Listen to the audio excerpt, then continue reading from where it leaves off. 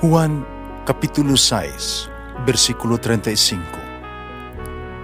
Si Jesus miingon kanila, "Ako mao ang pan nga naghatag sa kinabuhi. Ang muari kanako dili nagayod gutomon, ug ang mutuo kanako dili nagayod uhawon." Pan sa kinabuhi.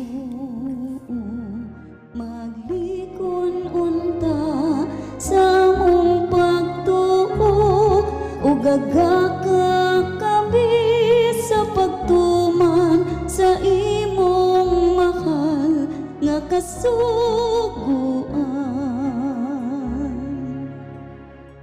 Ang Ginoo manaa kaninyo. Santo sa Ebanghelyo sumala ni San Lucas. Sa laing adlaw ipapahulay, misulod si Jesus sa usa ka sinagoga ug nagtudlo. Dito may usa ka tawo nga kuyos ang tuong kamot. Pipila sa mga tutudlo sa balaod nga Fariseo, nangitag igong katarungan aron ilakasumbong nila si Jesus nga nagbuhat og kalapasan. Busa, ilang gipanid-an pag-ayo kung manambal ba siya sa mga masakiton sa adlaw ipapahulay. Apan, naibawaan ni Jesus ang ilang mga hunahuna ug iyang giingnan ang tao nga kuyos ug kamot. Tindog, dali nga ri sa tubangan. Umitindog ang tao, mibarog didto. Nimingon si Jesus kanila, "Pangutanon ko kamo, unsa ba ang gitugot sa atong balaod nga maghimong buhaton nato sa adlaw ipapahulay? Ang pagtabang ba o ang pagdaot? Ang pagluwas ba sa kinabuhi sa tao o papatay ba?" Kilibot niya pagtanaw silang tanan ug unya isultihan niya ang tao. "Ituyod ang imong kamot." Ug gituyod sa tao ang iyang kamot ug naayos siya. Apan napungot sila pag-ayo, nagsabot unsay ilang buhaton kang Hesus. Ang Ebanghelyo sa Ginoo. Pasalamati ang Ginoo kay siya maayo, ang iyang gugma mulungtad hangtod sa kahangturan. Pasalamati ang Diyos sa tanang mga Diyos, ang iyang gugma malungtaron. Pasalamati ang Ginoo sa mga Ginoo, ang iyang gugma malungtaron.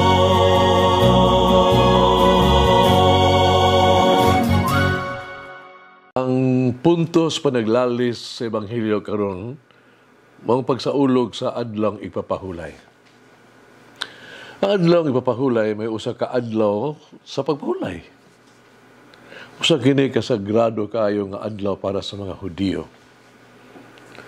Kinahanglan maglikay sila sa bisan unsang trabaho.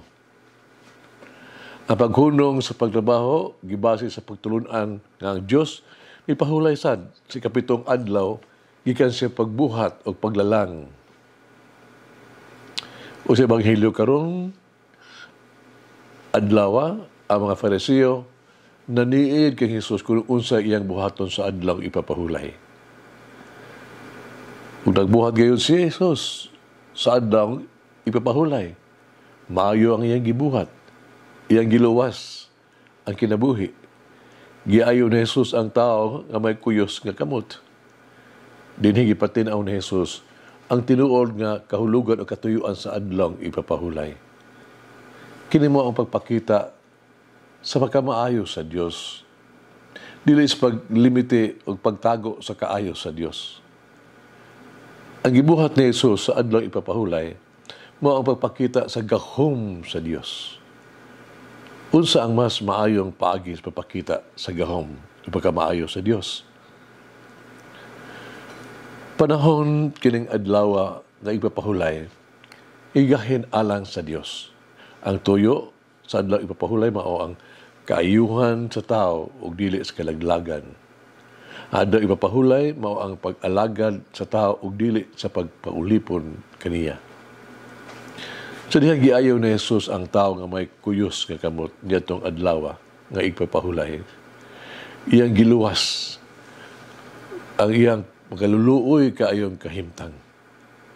Sa ingon ni ini gipakita ni Jesus dinhi, ang adlaw ipapahulay, gisugo sa Ginoo. Kanato, aron sa paghimo sa tao nga ito mananaog batok sa sala o sa sakit o dili sa biktima ni ini. Ang adlaw ipapahulay mo ang pagtabang, labi pa sa adlaw ipapahulay mao ang pag-ayo. Karon sa Ebanghelyo, nag-awhag ka nato sa pagsusi sa atong desisyon o sa mga atong personal nga pamalaod. Gihimo ba nato ang kinabuhi nga mas maayo o atong gilisod-lisod? Kung ang ato ang lagda, regulasyon, napugong ka nato sa pagtabang sa usa ka tawo na nang ato ang mga lagda o regulasyon dili para serbisyo. Kung ato ang mga lagda o regulasyon, nagpugong ka nato sa pahigugma o pagpasaylo nan nato ang mga lagda o regulasyon, mga pulong nga ritual lamang.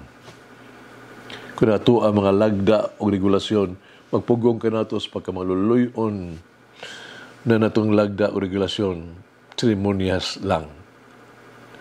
Magampo kita. Unya, unta nga ato ang mga regulasyon dili lang yun maghimong cross o palas anon sa uban. Sugilanon kini dihay mipuyo pundok sa mga nato mga tao, mga batanon nipuyo sa usa ka lungsod aron magpakisusi. Purog immersion ba? Nagpabilin sila sulod diha sa usa ka semana yan ang lugar. Sa patang higayon nga nakasugat sila, naniid sila ba sa mga talan-awon, nakasugat sila og kabus ni magulanon, mingo di sila, kaawawa naman, kaluoy naman, muna'y pong nila. Pagkita nila sa usa ka bata nga nagtiniil, usa ka sakop sa grupo, mayingon, kaawa-awa naman, kabakaluluoy man. Pausirbar sa mga batanon na nagsuroy-suroy, may komentaryo sila sa pag-igon, kaawa naman, kabakaluluoy. Numatigdan nila nga walay mga trabaho ang mga tao dito, pumpa nila, kaawa-awa naman. Gisultian sa tigulang sa lungsod ang grupo. Karon, na nakita na ninyo ang kakabus o panginahanglan nining lugara. Unsa naman karon ang inyong plano aron paghupay sa amo ang kahimtang? Ang pangulo sa grupo, mitubag, kami mianhi dinhi dili aron sa pag-alagad kundi aron pag-obserbar lang. O kung sa'yo pong tigulang, kung pa niya, kaawa-awa naman, pagkamaluyon dihay ninyo. Mga igsoon hagit, nagbuhat ba kita ako, ug maayong mga maghihatagon yung mga buhat karon? Mag-aampo kita. Among minahalang Ginoong Hesus, among magluluwas ug balaang magtutudlo. Pasalamat ako kanimo sa imong tabang. Pasalamat ako sa imong pagkaayo. Kakanunay alang kanako. Nagsulti kanako mga pulong sa pagdasig. Nagsulti kanako nga magpadayon, nga pailubon. Nagpasalig kanako sa imong gugma ug pagdawat. Gidala ko balik sa imong pag-atiman umay gugmaong sa ihugmaong panon. Salamat ako nangatagan ko nimo ug paglaom. Salamat ako sa imong paghulat o mag-abi kanako. Amen. Ma'am Mary, help me to be merciful as Jesus is merciful. Malangin ang Diyos magagahom sa tanan, Amahan, Anak, Espiritu Santo. Amen. May the Lord of the divine mercy bless us all, heal us from all diseases and suffering. Ayun unta niya kita, tanang mga sakit na sa lawas o sa kalag, body and soul. In the name of the Father, the Son, and of the Holy Spirit. Jesus, I trust in you. Amen. Whoever eats the bread of life will never hunger, says the Lord. Kay galaan inyong nabati ang pagpaambit ug hamubong pamalandong sa pulong sa Dios pinaagi sa tulumanon pan sa kinabuhi nga gidumala ni Monsignor Daddy Silva. Hangtod na usab sa sunod higayon, daghang salamat.